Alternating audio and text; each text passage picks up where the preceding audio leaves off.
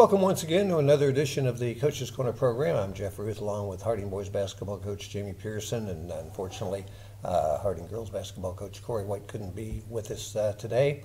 And Jamie, last week, 3 games in 5 days. I don't care who you play, that's tough. Yeah, and it was our first time. I don't think we had back-to-back games yet, and so it wasn't back-to-back, but still 3 in a week. New coach, figuring things out, and with everything else that's going on, it's a lot of prep. You got to always worry about yourself, but you want to try to get ready for your opponents. So it was a pretty wild week. We talked last week. You had Gallia in the league game on Thursday and Shelby on Saturday. I was there for the home game when you played Shelby, and I talked to you a little bit about getting ready for Shelby, and you said, we don't have time to focus on Shelby. We got to worry about Gallia, and so you only had that one day on Friday to prepare for Shelby. I know you would like to have had more time for that. Yeah, they only had one day to prepare for us too. So fortunately, the league was fair that way. But it made it tough, and they're on top. They were on top. They're still on top, and until somebody figures out a way to beat them. I know River Valley did, but they're still in first place in the league, and it's one of those things. No matter what sport you're in, when someone has that winning pedigree, it's not easy to get them off the top of the mountain. Yeah. When we come back, we have highlights to take a look at from 3 games this past week, and we'll also look ahead to this weekend's games with Jamie Pearson. We'll do that right after these words.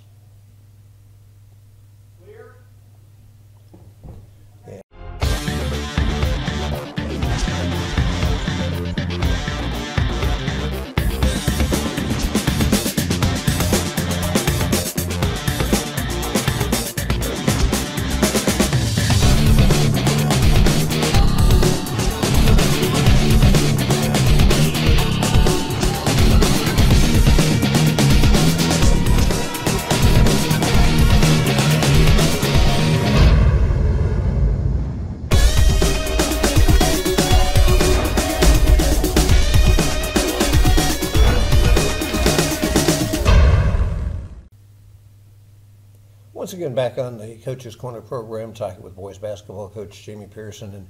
And Jamie, you really have a tough, the league is tough enough, but you have a tough non-league schedule. We've talked about that before. Sure. It's one of those things, Jeff, where you're in the MOAC, where you have schools of all different sizes, and definitely some good teams in there, but some smaller teams. And then it's trial by fire when the tournament comes, because you're playing, big Division I schools from Columbus, and there's a bunch of them. And so, just working with my AD, Sean Kearns, and it was important to us that we continue to play some of those Division I teams that we might see in the Central District to get us game ready, because no question that's a difference from playing sometimes a smaller school. So we loaded up on those, and we've played them all tough. We haven't quite been able to get over the hump with them yet, but I'm hoping it'll continue to pay off. We'll be battle tested, if you will, and our guys are getting closer and closer to getting over that edge, but we haven't been able to get what I'd call a prize win over a big Division I school yet. Yeah, Corey's not here today, but I know the girls' tournament draw is coming up this weekend. Your boys' tournament draw is coming up next weekend. So you'd really like to go into that tournament draw on a little bit of a momentum. Yeah, record always helps, but coaches know who you play, and they know if you beat Division I teams, Division II teams, and Division III teams. And there's a handful of schools. I think of Tri-Valley over in Dresden in Eastern Ohio. I think of Licking Heights, another Division I school, and then Logan, and then of course us. We don't play in the OCC, so and schools are aware of that. So even if you have a good record, you might not get the seeding you think you might deserve. So the deck's stacked against you a little bit, but it kind of is what it is. And so you just prepare and try to challenge yourself and hope you can get over the hump to get a little bit more respect, because 3 or 4 seeds in that Division I Central District draw can make a pretty big difference. All right. Let's go ahead and take a look at some of the highlights from the contest last week, beginning with last Tuesday's game against Big Walnut. Really interesting game for us. I think there were 3 fouls called at the halftime. Some big bodies flying around. Big Walnut started 6'10", 6'5". I think everyone was over 6 feet tall. And again, they're playing Westerville North. They're playing OCC schools day in and day out. But as our kids always have done this year, they answered the bell early on. You saw Wes Stokes there in transition. Jeff Jones, a kid I don't speak enough about. Definitely does some things as far as playing hard defensively with the play there. Just some more Wes. I'm guessing he's going to get out in transition here. Throws it to Riley with a nice steal. And then more Jeff Jones. He's really kind of a heart and soul glue type of guy for us, making the play there. And then Wes Stokes defensively against the big 6'10" guy, getting the steal and leading the break. It was an interesting first half, Jeff. There we see Riley hitting a three from the corner, one of his favorite spots on the court. When he heats up, we really do some important things for us. And he had a couple threes there early. Our press bothered them a little bit. Marion Pedraza with the steal, and then Riley getting downhill. It wasn't enough, though. They hit a last-second shot with 10 seconds left. Yeah. Moving on to the Galleon game, back into league play for us, and this was, I believe, the first team we played twice, and I think we may have talked about that before. It's not easy the second time through. You know them, they know you. It was a little sloppy early. Riley had one of his better games. You saw the three there, and then the steal, and then the finish there. I think he was close to 20 points in that game. But we didn't start well, and give Galleon a lot of credit. Their coach is doing a good job. They're getting better and better. They hit some shots on us early, made us uncomfortable, but as you can see, his name keeps popping up. Riley had a really big game for us offensively, hitting some threes, and what I really like to see is him attacking the basket like he did there, and then again, from the corner, hitting a three. He played really well for us. Yeah, we talked about starting well. I know Shelby got off to a slow start again against Shelby. That's something I know you're really a little concerned about. Yeah, you try different things, what you're doing defensively and some of those type of things.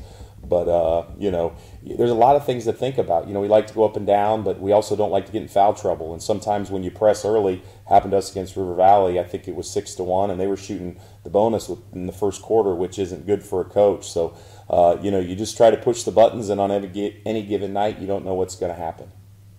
Saw Caden Jones there. We talked about Jeffrey Jones last game. Caden Jones, another junior for us, does some big things. Scrappy kid off the bench, making a play there. Good to see Wes hit one from downtown. We got it going later in the game, and we were able to knock Galleon off to get another league win. Looked like you almost doubled them as far as rebounds in that game, too. Yeah, definitely a key for us, hitting the glass, a la Tom Izzo and the Michigan State Spartans, but the kids really responded doing that. And then the big showdown last Saturday. We actually, I know we're down 12-6 there, but we got it going pretty good. Moved the ball. Riley hit a three there. Riley played well early on in this game. Alex Stokes, a guy that we've been forced to play, his older brother's Wes. Alex is a 10th grader, trial by fire, getting some minutes early on with the steal there. And then again, you see Jeff Jones hustling, coming up with steals. The stuff that he does, the little things that coaches notice to make us better. And then we have a look at Marion Pedraza defensively, knocking away a Shelby drive. And then Caden Jones, it was one of his better games we had, and we needed that from him. We were up 1 into the fourth quarter. It really was an excellent game. I was really happy with how our kids played. There's Caden Jones' three for about 3.5 quarters, and then we ran out of gas. We got in a little bit of foul trouble. I think this might have been a big missed dunk for us, but those type of things happen. Marquise Long, another 10th grader who's one of the league leaders in rebounding, kind of mixing it up there, and then again more Wes Stokes kind of getting downhill, flushing one, but unfortunately it was too late. I think they shot 32 foul shots and we shot 17, so the whistle wasn't going our way that game, but we're getting closer and closer, and our kids certainly are responding, but we're still looking to add a few more big wins to our resume. Yeah, that first game against Shelby I saw here, you were down double digits Yep. in that one, and it was an uphill battle the whole way. The game Saturday night, it was back and forth, a lot of lead changes and so forth. I think we led by 5 at the half and stayed up for going into the third quarter.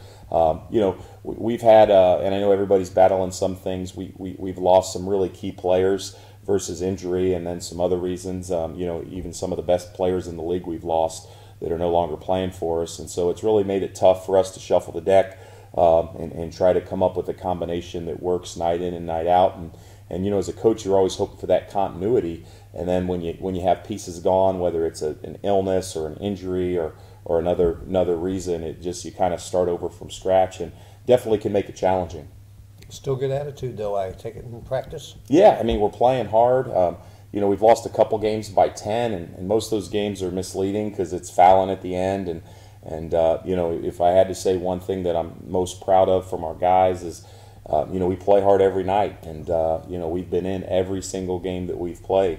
And, you almost wish that I had a team full of 7 juniors, not 7 seniors, because, anytime you got to learn how to win. And our guys are continuing to do that. But, I've had a season where I was 10-13 that reminded me identical of this. And then we turned around the next season and we finished 24-3. The big difference is, I got a lot of seniors, and I wish I had a couple more years with these guys. All right. We'll come back. We'll look ahead at the games that Harding has this weekend right after these words.